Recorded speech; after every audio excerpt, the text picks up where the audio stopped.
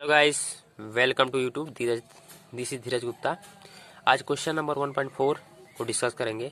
जैसा कि 1.4 में दिया है, explain the meaning of statement electric charge of body is quantize. जैसे पूछ रहा है electric charge of body is quantize, उसका स्टेटमेंट का मतलब पूछ रहा है।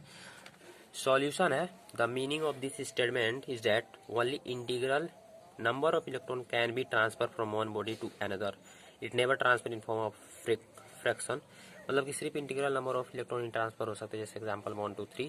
इसमें फ्रैक्शन या डेसिमल फॉर्म में ट्रांसफर नहीं हो सकता है। क्वेश्चन नंबर 1.4 का बी में पूछ रहा हुआ, can one ignore quantization of electric charge when dealing with microscopic या लार्ज लेवल चार्ज। सॉल्यूशन है, माइक्रोस्कोपिक या लार्ज स्केल चार्ज में द चार्ज जो यूज होता है are huge as compare to magnitude of electric charge. मतलब कि जो चार्ज यूज किया जाता है वो बहुत बड़ा होता है उसके मैग्नीट्यूड की तुलना में, इसीलिए quantization of electric charge is of no use. Quantization of electric charge में कोई यूज नहीं होता है जब हम उसे माइक्रोस्कोपिक लेवल पे डील करते हैं। 0.5 When a glass rod is rubbed with silk cloth, charge appear on both. A similar phenomena is observed with many other pair of body. Explain how this observation is consistent with law of conservation of charge. इसमें पूछ रहा है, जब एक glass rod को rubbed करते हैं silk cloth से, चार्ज अपीयर ऑन बोथ, दोनों पे चार्ज अपीयर हो रहा है। इसी प्रकार से अगर कोई ऑब्जर्वेशन करते हैं with many other pair of, दूसरे पेयर ऑफ बॉडी से, तो how this observation is consist, कैसे ये observation law of conservation of charge को शो कर रहा है। सॉल्यूशन है, this observation consist with law of conservation of charge because the net charge on the system of both body is constant. मतलब कि अगर बोथ बॉडी के द्वारा जो सिस्टम बन रहा है उस पर जो नेट चार्ज होगा वो कांस्टेंट रहेगा, हमेशा इनिशियल की तरफ, पहले की तरह रहेगा। जैसे एग्जांपल में सिल्क क्लॉथ को अगर रब कर रहे हैं ग्लास रोड से, तो सिल्क पे निगेटिव आ जाता है और रोड पे पॉजिटिव आ जाता है। तो इन दोनों के द्वारा जो सिस्टम बनेगा उसका जो नेट चार्ज होगा वो कांस्टेंट रहेगा। Question number 1.6, 4 point charge Q A 2 microcoulomb है, Q B -5 microcoulomb, Q C 2 microcoulomb, Q D -5 microcoulomb are located at the corner of square A B C D of side 10 centimetre. What is the force on a charge of 1 microcoulomb place at the centre of square. Question में बोल रहा है कि एक square है जिसका side 10 centimetre है और 4 चार्ज हैं ए बी सी डी। ए पे 2 माइक्रोकुलम है, बी पे -5 माइक्रोकुलम, सी पे 2 माइक्रोकुलम और डी पे -5 माइक्रोकुलम। तो सेंटर पे 1 माइक्रोकुलम का चार्ज रखा गया है, तो उस पर फोर्स क्या होगा। इसका सॉल्यूशन है, जैसा कि ये स्क्वायर है 10 सेंटीमीटर का और ए पे 2 माइक्रोकुलम है, बी पे -5 माइक्रोकुलम, सी पे 2 माइक्रोकुलम और डी पे -5 माइक्रोकुलम। अब फोर्स निकालेंगे ओ पे ड्यू टू ए, तो जो फोर्स होगा एफ ए ओ, जो फोर्स होगा, जैसा कि हम मान लेते हैं डिस्टेंस जो होगा सबका बराबर होगा आर आर आर, ये फोर्स होगा K two Q two microcoulomb 1 microcoulomb by R square.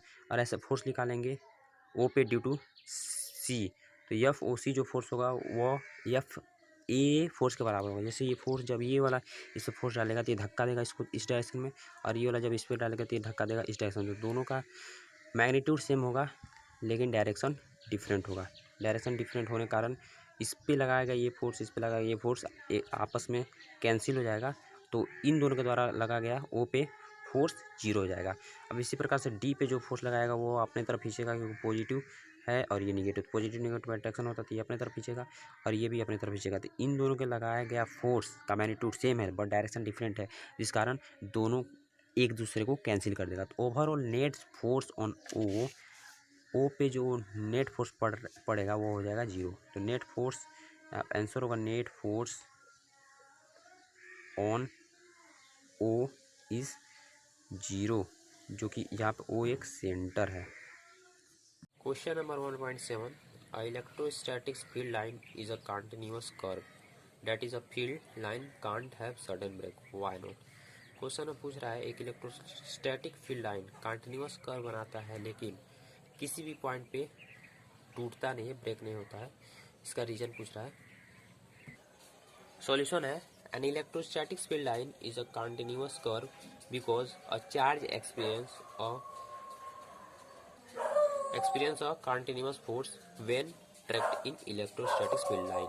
मतलब कि एक इलेक्ट्रोस्टैटिक फील्ड लाइन जो कि कंटिन्यूअस कर्व बनाता है, क्योंकि जो चार्ज होता है वो एक कंटिन्यूअस फोर्स एक्सपीरियंस करता है जब उसको इलेक्ट्रोस्टैटिक फील्ड लाइन में रखते हैं। क्वेश्चन पूछ रहा है क्यों कोई भी दो field line at a single point की सिंगल पॉइंट पे क्रॉस क्यों नहीं करता है। इसका सॉल्यूशन है, solution two field line never cross each other at any point because if it cross तो it give two direction at a single point which is impossible. मतलब कि अगर कोई भी दो फील्ड लाइन एक किसी सिंगल पॉइंट पे क्रॉस कर देता है दो डायरेक्शन में, तो दो डायरेक्शन दे देगा, मतलब कि दो डायरेक्शन दे देगा जो कि इम्पॉसिबल है। इसलिए ये कभी भी एक दूसरे को क्रॉस नहीं करता है किसी सिंगल पॉइंट पे। क्वेश्चन नंबर 1.8 बोल रहा है 2 पॉइंट चार्ज क्यू है जो कि 3 माइक्रोकूलम है और क्यू भी -3 माइक्रोकूलम है, जो लोकेटेड है 20 सेंटीमीटर अपार्ट इन वैक्यूम। तो पूछ रहा what is a electric field at a mid point O of line A B joining two charge. मतलब कि दोनों चार्ज के बीच की दूरी 20 सेंटीमीटर है और उसके मिड पॉइंट ओ पर क्या इलेक्ट्रिक फील्ड होगा ड्यू टू दोनों चार्ज ए और बी। इसका सॉल्यूशन है, जैसा कि दिया है तो फिगर बनेगा ए पे जो 2 माइक्रोकूलम चार्ज है और बी पे -3 माइक्रोकूलम चार्ज है। तो जब ओ पे हम ए के थ्रू चार्ज निकालेंगे तो ए पे पॉजिटिव चार्ज है और ओ पे कुछ नहीं चार्ज है तो उसको पॉजिटिव ले लेंगे। तो पॉजिटिव और पॉजिटिव कारण रिपल्सन होता है, तो इसके द्वारा इस पे जब चार्ज लगेगा इलेक्ट्रिक फील्ड लगेगा तो इसको धक्का देगा इस डायरेक्शन में। और ओ पे निगेटिव चार्ज है, ओ पे पॉजिटिव चार्ज है, बी पे निगेटिव चार्ज है, तो बी जब ओ पे इलेक्ट्रिक फील्ड लगाएगा तो ये अपनी डायरेक्शन में अपने साइड में खींचेगा, मतलब कि राइट डायरेक्शन में इसका इलेक्ट्रिक फील्ड आएगा। तो ओवरऑल दोनों इलेक्ट्रिक फील्ड सेम डायरेक्शन में आ रहा है, इसलिए दोनों को सम कर देंगे। तो electric field at O due to A and B को सम कर लेंगे, electric field at O due to A और electric field O due to B. तब होगा के क्यू बाई इनके बीच का दूरी को आर मान लिए दोनों के बीच का, क्योंकि मिड पॉइंट है और जहाँ पर आर एक 10 सेंटीमीटर है। तो K Q by 10 centimetre square plus के क्यू बाई 10 सेंटीमीटर। के का वैल्यू रखेंगे 9 इंटू 10⁻9 और क्यू का 3 इंटू 10⁻6 और इसको मीटर में चेंज कर देंगे 10 को, तो 10 इंटू 10⁻2 का होल स्क्वायर। ऐसे इसको भी 9 into 10⁻9 into 3 into 10⁻6 by 10 into 10⁻2 का होल स्क्वायर।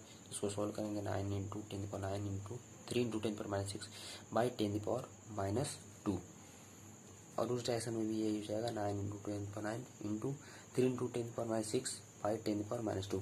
अब सॉल्व करेंगे तो 27 इंटू 9 में से 6 3 और ये वाला ऊपर चला जाएगा तो प्लस होगा, तो 10⁻3 प्लस 2 और यहाँ भी वैसे हो जाएगा। तो यहाँ होगा 27 इंटू 10⁻5 प्लस 27 इंटू 10⁻5।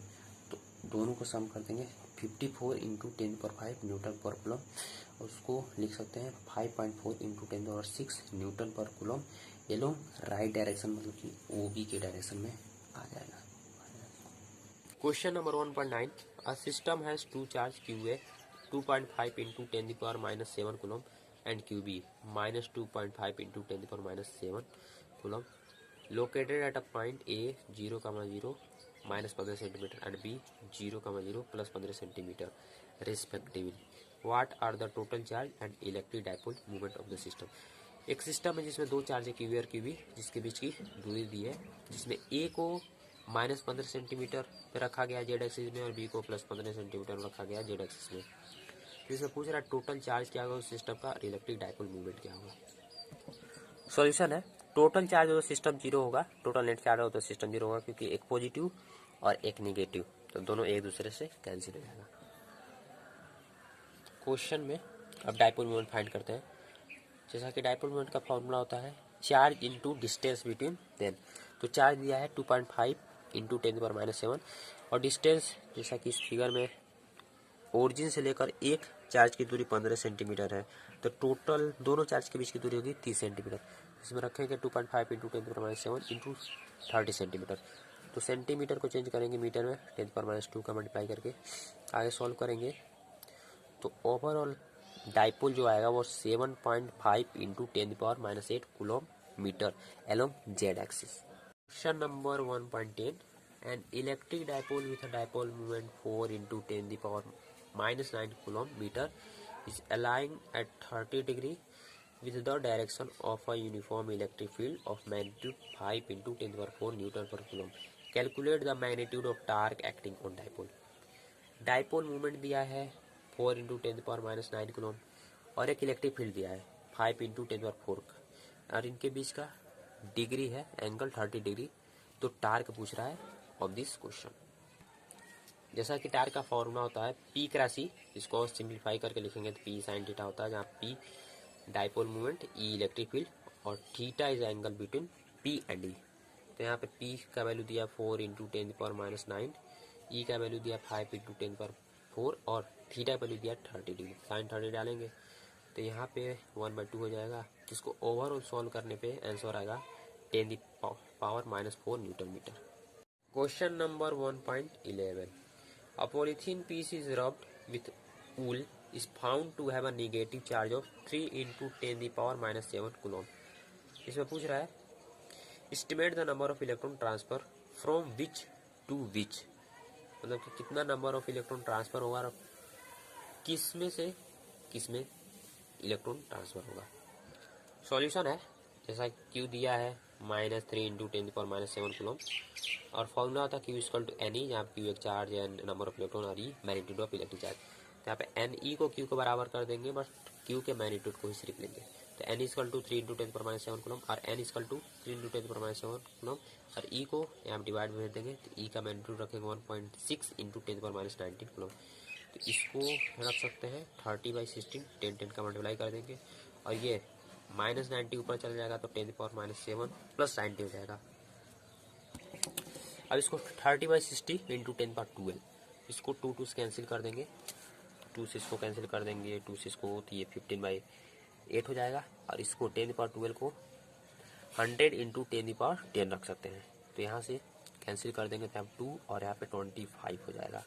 तो 25 इंटू 15/2 और इंटू इसको लिख सकते हैं 10⁻10 को 10 इंटू 10⁹, इसे इजिली कैंसिल हो सकता है। तो 2 से 10 को कैंसिल करेंगे 5 और यहाँ हो जाएगा 15 इंटू 25 इंटू 5 इंटू 10⁻9।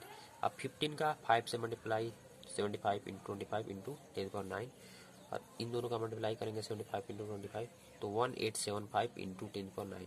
इसको सिंप्लीफाई करें तो 1.8 इंटू 10⁻12 हो सकता है, क्योंकि यहाँ इसमें 10⁻³ का मल्टीप्लाई और 10⁻³ का डिवीजन, तो ये वाला जब ऊपर जाएगा तो ये +23 के +10⁻³ के बराबर हो जाएगा। ये 1.8 इंटू 10⁻12 बना देगा इलेक्ट्रॉन। इसको राउंड ऑफ करें तो 2 लिख सकते हैं, 2 इंटू 10⁻12 इलेक्ट्रॉन जो कि ट्रांसफर हुआ है फ्रॉम वूल टू पॉलीथीन। बीम पूछ रहा है is there is a transfer of mass from wool to polythene.